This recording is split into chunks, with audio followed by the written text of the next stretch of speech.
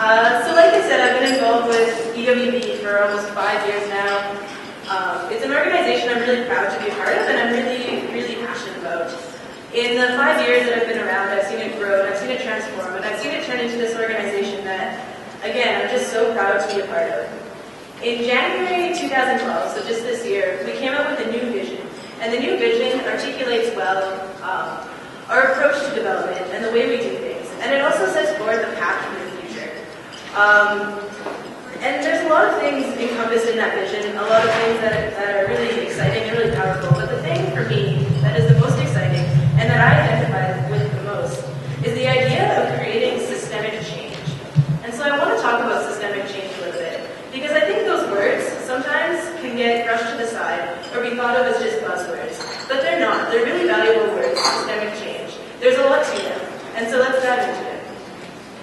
Systemic change starts with understanding the system that you're working in. So that means talking to people, understanding, living within the systems, knowing who all the stakeholders are and their relationships with one another. And once you know those relationships, you can start to look at power dynamics and the way money flows and the way information flows and what's going on. And so EWB overseas does this really well. I was in Malawi, like Holly mentioned, and I was working with the water and sanitation team. So the water and sanitation team with EWB has been there for 3 or 4 or 5 years. And the first thing they did was go right to the ground level, right to the field level. They worked with farmers, they worked with people who use the water and sanitation system, they worked with the government, and they talked to all these stakeholders, and they started to get an idea of what was going on, who was talking to who, and all of that. And so now we have this really good understanding of what's going on in Malawi's water and sanitation system. And so the next step in that then is analyzing that system. Looking at where are the broken links, where are the broken relationships, what's not happening that should be happening, what is happening that shouldn't be happening. And you start to really get an idea of where the broken parts of the system are. And you can also look at what's going on that's going on really well in that system. So you can look at leverage points. You can look at people who are doing a really good job and maybe are held back by these inefficiencies in the system. And you can use those leverage points to build up that system.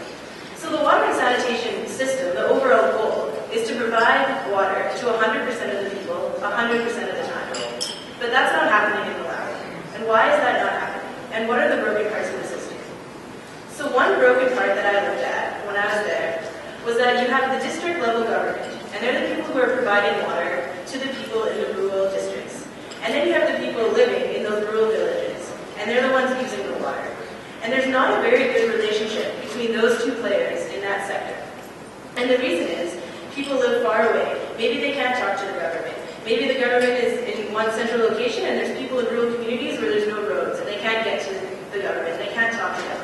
And so what happens is that even though a village may have a water point, it may have something that works to give them clean water, they're not getting that water because their pumps maybe are breaking. And when that pump breaks, the people in the government office don't know that.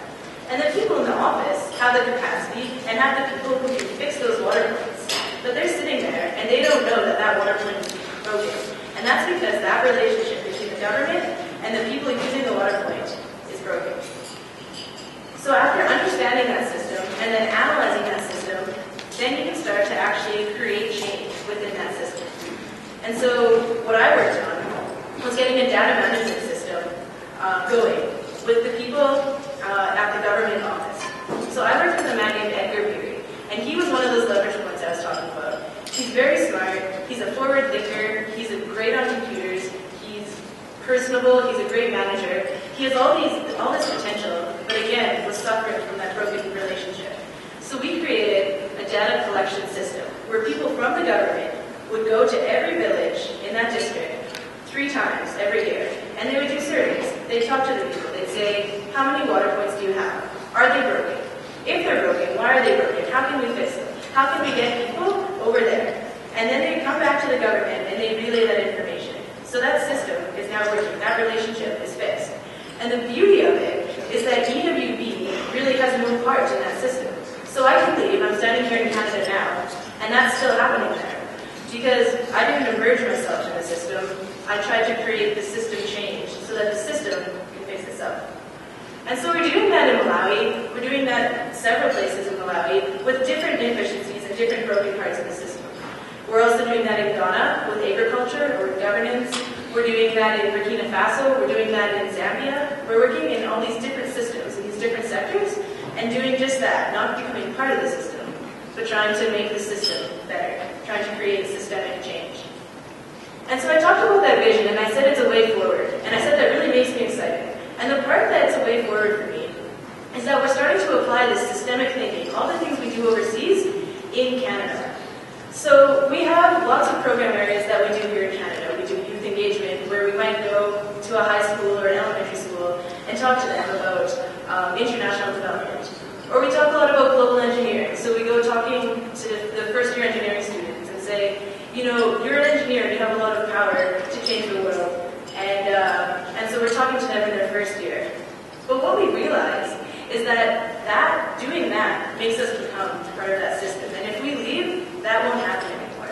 So the way forward right now, something really exciting that's happening in EWB throughout Canada, is we're trying to analyze and understand the systems here in Canada. So we can go to a youth engagement, we can look at teachers and principals and students, and look how they all interact, and look where those relationships are, and look how we can leverage what's already going on in that pretty strong system, so that youth are always engaged in international development, or so that engineers are always thinking about becoming a global engineer.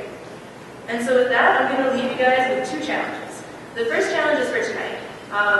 Look for the people wearing flowers in their hair or on their thing designated that they're from EWB, and talk to them and say, what are you working on in EWB? What systems are you a part of? And who are the players in that system? And who are the best people to leverage? And what should we be doing? And the people won't have the answer. This is something, and it's because it's not easy to answer. But that's why we're here. That's why we're in this event called Humana, Unite and Discuss, is so that we can talk to each other and try to get those answers from one another. A lot of you here tonight are in the systems that we're trying to change, and so we want to hear what you have to say, and we want to engage in these deep conversations and look at how we can get the whole world thinking about international development. And the second challenge is for you personally, and you don't have to do it tonight, but maybe next week or sometime, and just reflect and think of what systems you're a part of, and what systems, and what those systems mean, and who you're connected to in those systems. So maybe it's with your occupation, maybe it's through being a student, a consumer, with your investments, and think of yourself as one of those high potential leverage points, and think about what you can do to create change in that system. So thank you.